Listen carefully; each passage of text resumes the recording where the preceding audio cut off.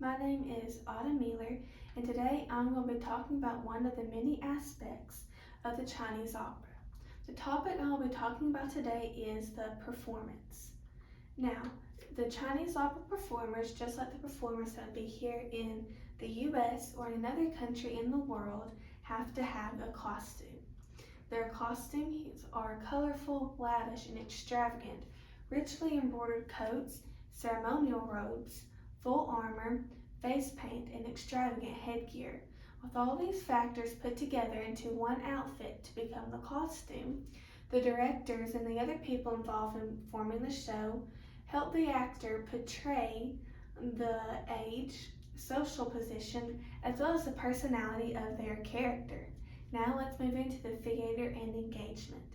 The Chinese opera theater is different than the theater you would see here in the US.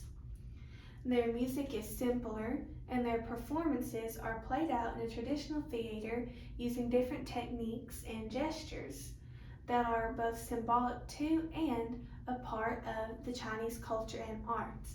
They use mime to represent the thoughts, feelings, and intentions of the character or characters that they are trying to portray. And the theater itself is exposed to the audience on 3 different sides, with the only wall being the one behind the actors that covers the backstage. The main stage is separated from this backstage with a large and beautifully embroidered curtain. Now let's move on to the elements of the theater. Now the elements of the theater are, in these shows, they consist of dancing, singing, storytelling, stage props, dialogue, pantomime, acting, and martial arts. And all of these are combined in with music that is performed both vocally as well as instrumentally. And each performance lasts about 90 minutes, with each performance being several short and different styles of performances to incorporate different stories.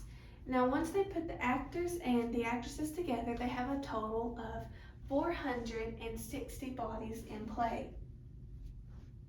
Now, let's move on to our final topic, tradition.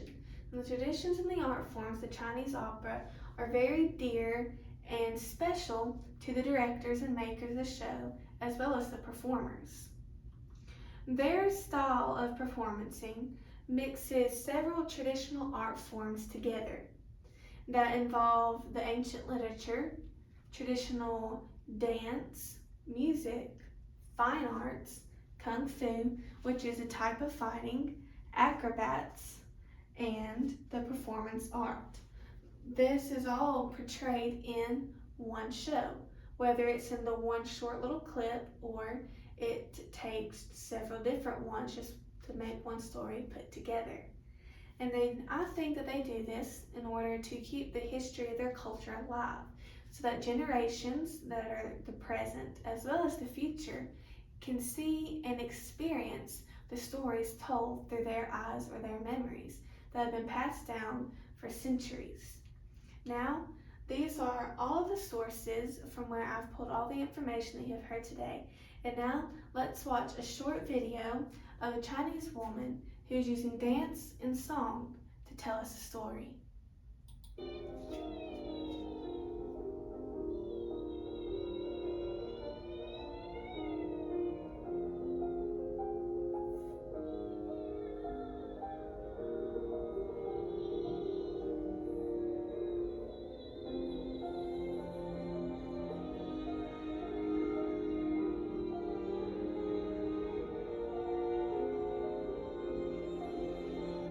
Now, as you can see here, the coat or the ceremonial robe that she has on looks colorful, lavish, and extravagant, just like their costumes. It also has the embroidery all over it, and she's wearing an extravagant headpiece with a blot of face paint. And through this, and how she was dancing, and even though she was making sound, she used some mime with the portraying of her hand motions and facial expressions to tell you a story from her eyes, which just goes to show that in theater, you don't have to have a moving picture or words to tell a story. It can be done with song, dance, music, facial expressions, and even hand gestures, just like how moms could tell you an entire story without even having to say one word. Thank you so much for watching my PowerPoint today.